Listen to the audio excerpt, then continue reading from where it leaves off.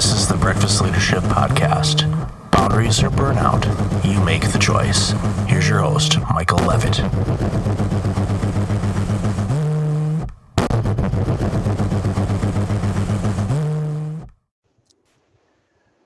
Welcome back. I've got Mitzi Perdue on the line. Hey, Mitzi, how are you? Absolutely never better, and ecstatic to be talking with you. I'm thrilled to talk with you too. I know we connected on LinkedIn not too long ago, and the subject that you work with and the challenges that you see in the world, I felt was very important for my audience to hear, and it's about human trafficking. So give a little bit about your backstory, why you got involved in this movement, and why we need to bring awareness to what's going on in the world, because it's happening everywhere, unfortunately. Yeah, there are 40 million people who are in modern day slavery. And, I think most people think, unless they've heard about this, that slavery was something that happened 150 years ago. But no, it's happening today. And when you think 40 million people, think of the state of California.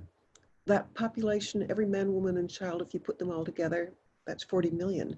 Well, that's how many people are being trafficked today, and it's horrible. And my backstory of how I got involved, it was on April 11th,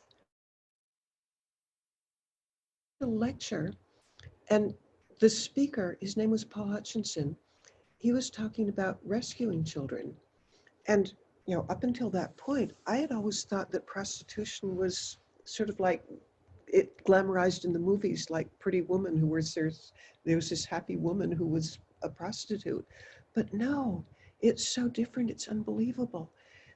He was talking about how a 12 or 14-year-old girl, and think of the children in your life, maybe for some people their own children, maybe grandchildren. Think of a 12-year-old girl forced to have sex with strangers 12 times a night, 365 days a year. And when I heard about this, I thought, this is the most monstrous, cruel thing I've ever heard, and I want to do something about it. So that is how I got involved. Yeah, as a parent of daughters, it hit home. And I know, a lot of people that are in my circle all have kids, and, they're around that age, maybe a little bit younger, maybe a little bit older. But the thought that, this is going on in 2020 is absolutely alarming. And I agree. We hear about, trafficking and slavery and things like that. And we, in North America, we think about that, being, a century ago, if not longer. And that only happens, overseas in third world countries. But it's happening in North America. It's happening in every continent across the planet. And the key thing is, how as a society can we address this and eradicate it from what's going on in the world? What are some things that, individual that's listening to the show, what's some things that they can do to, one, bring awareness to this, and two, do something to fight it? Well, one of the things, and I'll tell you right ahead of time that I'm looking for volunteers. We have 400 so far. And what I would like from volunteers is, if they have social media, sign up with, and I'm going to give an address. If they would go to the website, winthisfight.org, and sign up to volunteer, what I'm going to ask them for is use your social media to spread some of the messages that we have.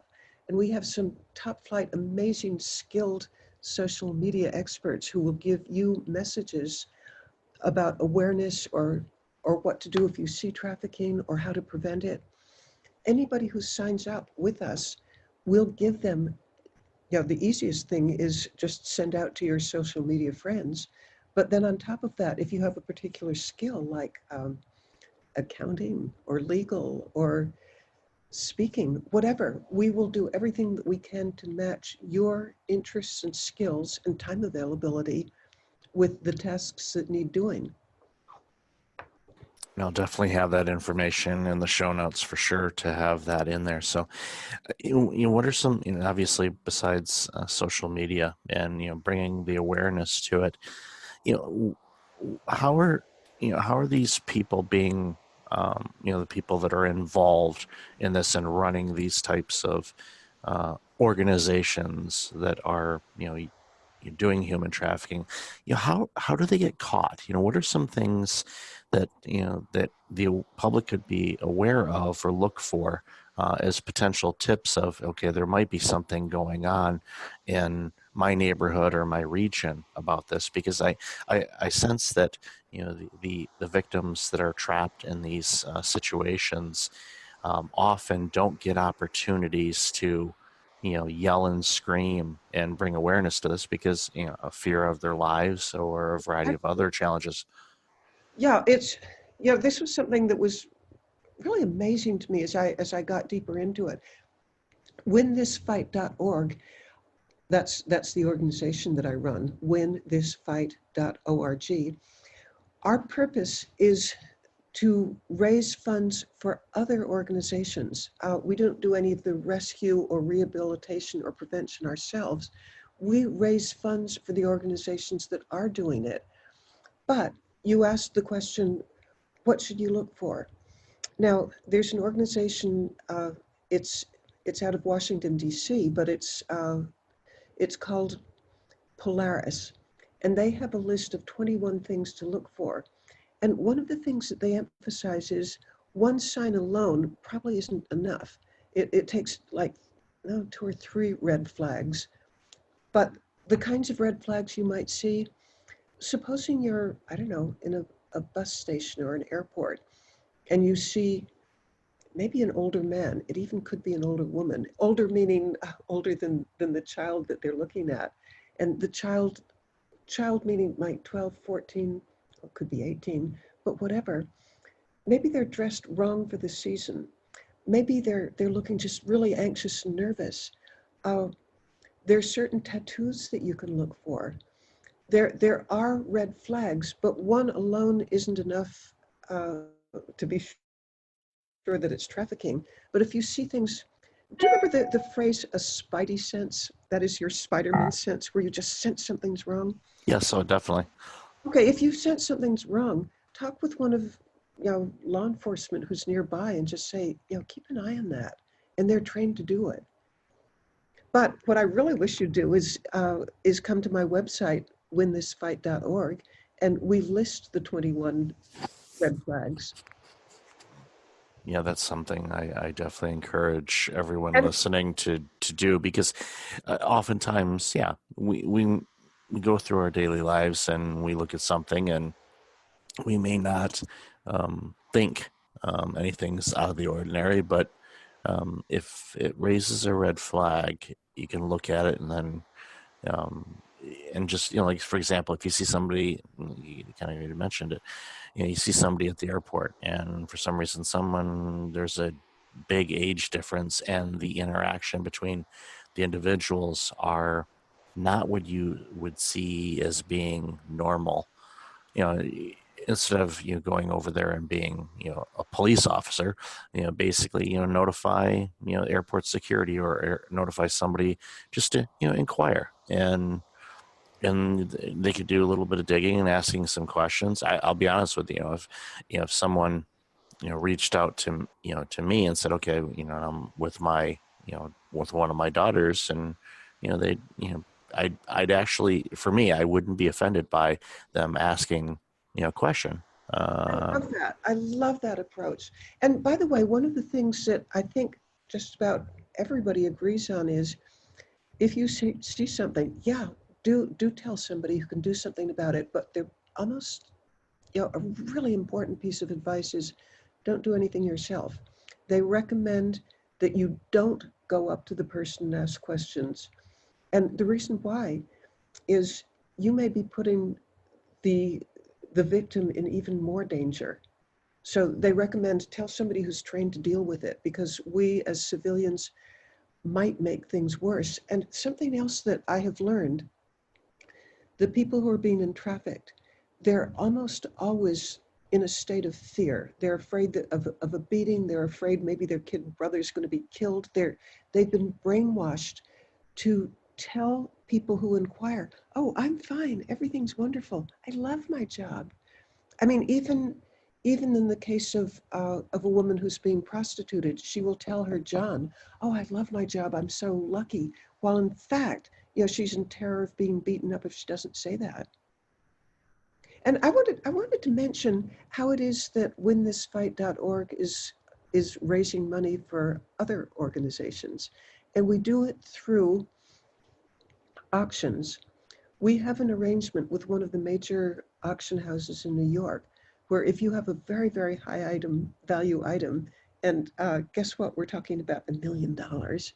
But if you have $1 million item, maybe it's modern art, maybe it's jewelry, maybe it's a yacht, whatever it is that you have, through an auction, we can convert it into cash, which will go to the anti-trafficking auction, excuse me, the anti-trafficking organization that you care about. You designate where the money goes, and the auction house is not going to charge a commission. So supposing, I'm being really hypothetical, and I'll get real world in a minute, but there is a case of a man who has an item. It's a necklace that belonged to Marlene Dietrich, the movie star from the 1930s. It's diamonds and sapphires, and it's appraised at $1 million. When that sells, the entire $1 million will go to his favorite anti-trafficking organization. So for people who, and I know this isn't going to apply to a whole lot of our listeners, but in case somebody has a high value item that they would like to auction to benefit an anti-trafficking organization, they can do it commission free. Now, for the rest of us, we're working on having auctions. It might be with eBay, it might be with Alibaba. That's not set up yet. The high value items, that auction is completely set up. The lower value items, supposing, I don't know, and I'm making this up, but imagine somebody has a pearl necklace that they inherited or a ring that they inherited. If they want to auction it and designate where the money goes, we can convert property into cash for the anti-trafficking organization that the person cares about. And if they don't have any that they care about, uh, we have recommendations. And we've gotten some spectacular donations so far. There's a man from Taiwan who has donated a 69 carat ruby. It used to belong to a Qing dynasty emperor. It's amazing. Or one of the world's larger perfect emeralds. And the purpose, why I wanted to have the high value items is partly to raise money, but partly because these are so amazing that people talk about them. I mean, I bet you've never seen a 69 carat ruby. Not to my knowledge, that's for sure. And that's one of the Well, beautiful things about the generosity of people, that they could do anything with those things. They could easily auction it off and take the proceeds and buy a yacht or a mansion or something like that. But they're passionate about addressing this travesty that we have in humanity, and to fight it and do everything we can to eradicate it from being prevalent in our society. a 69 carat ruby, the guy who gave it to this cause, his religion, he's from Taiwan, and his religion tells him that he's not judged by how much he ends up with when he dies, it's how much he gave away when he dies. And so it's his religious impulse to, I mean, he hates trafficking, and it must have been kind of hard to give up a 69 carat ruby. And by the way, on the assumption that nobody else other than me has ever held a 69 carat ruby in their hands, I'll tell you what it's like. Imagine a golf ball, and it might be 15, 20% smaller than a golf ball, but it's huge. It's just unimaginably huge. And I think, when it gets auctioned, I think people all over the world are going to talk about these things, and that raises awareness. And that's the key thing, is just bringing awareness to this situation where people are aware of it. They get trained on things to look for, and society as a whole obviously will not accept this, that it's happening. And you get that awareness, you get key people involved, you get donations like this to really ramp things up. You get pressure from those that are in high-ranking roles, whether government or influential people that are bringing more awareness to this. It rallies the cause, and it makes it to the point where it's very, very difficult for these types of situations to continue, and it frees those victims from the challenges that they face on a daily basis. I mean, it's just it just it makes me hurt thinking about it, and that there are people that are going through what they're going through across the world, when we as a society could do something about it. So we need to have the awareness to be able to address it and make it go away. One of the things that I really care about is I've, I love law enforcement, and they are probably one of the biggest factors that can help with this, because here's why it flourishes so much, why trafficking flourishes so much. And I'm going to bet that the statistics I'm about to give are surprising to you. But in New York City, actually, the following statistics applies for the whole world. If you're a trafficker, your chances of doing time are less than 1 in 100. You can traffic people with just impunity. Nothing bad's going to happen to you. And that's one part. Then the part that has to do with New York City, I was talking with the chief of the sex crimes division there about the economics of it. If you're a pimp, if you're a trafficker, and you have 5 girls in your quote stable, if you have a stable of 5 girls, your income can easily be $1 million a year, and you're just not even afraid of law enforcement, because they don't have the budget to find you. And so one of the causes that I care about is I would love donations for people and awareness, so that people would give law enforcement a bigger budget to deal with the traffickers. Because right now the traffickers have so many ways of evading law enforcement. And I'll give you a couple of examples. They can do their advertising and their connection on the dark web, which means that unless you've got really specialized training, you're going to have trouble finding them. They'll use burner phones, so that if they're making, quote, dates for the girls, uh, they can throw away the phone and nobody traces them.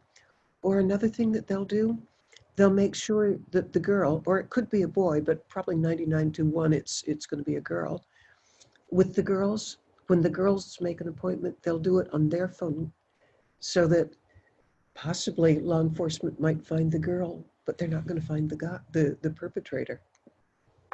So if law enforcement, if the community would demand higher funding for law enforcement specifically to deal with trafficking, we could make a dent in it. And that's so crucial. Is the law enforcement has huge responsibilities, especially if we pick on New York City. I mean, it's an international city that the whole world looks to. It's it has visitors constantly, and they have to protect the city from attacks and crime and everything else. So their budget, no matter how large it is, isn't large enough to address something like this. And even smaller communities, they have literally no budget to be able to address this, because they're bogged down with everything else. So yeah, I'm also a full supporter of our police forces, and commend them on the work that they're doing. And I know, because I know some personally, that they are frustrated because they want to do more, but the resources aren't there. I mean, I'll give you an example of a woman I interviewed just yesterday. She's somebody who creates long-term rehabilitation care for children, some as young as 6. Uh, and she was telling me that um, a policeman that she knows well, she was visiting with him, and he was telling her, I could walk out the door right now, and in a matter of hours, I could rescue 5 girls, but I'm not going to do it. Well, my friend was stunned. What do you mean you're not going to rescue 5 girls when you could? And he said, because the problem is there's no place to uh, to put them. They, yeah, they don't have the normal life skills that most other people would have. They can't earn a living. They probably have very little education. Uh, they're going. I can rescue them, and they're going to go right. If unless somebody intervenes, unless they have rescue care, they're going to again end up being re-trafficked. So, this, and to me, one of the biggest factors in this is not only awareness but funding, because how tragic that in the United States there are 3,000 rescues of kids in a year, and 2,800 of them are going to go back to being re-trafficked because they don't have some place to go. They need food, they need a roof over their heads. They don't have it, and it's like that policeman told my friend, uh, why rescue them when they're just going to be re-trafficked and probably be punished for having tried to run away. And it's an awful situation. And by the way, for Toronto, since that, I've been reading about Toronto. I visited a couple of times in the last couple of years. I mean, you have, it's such a bustling, lively, thriving city. Guess what? That makes Toronto a target for the traffickers because they go where the money is. If Toronto was a tiny town with no economic success, you might get a few traffickers, but Toronto itself is going to be a magnet for traffickers because they go where the money is. Yeah, it's a city that continues to grow, and I work.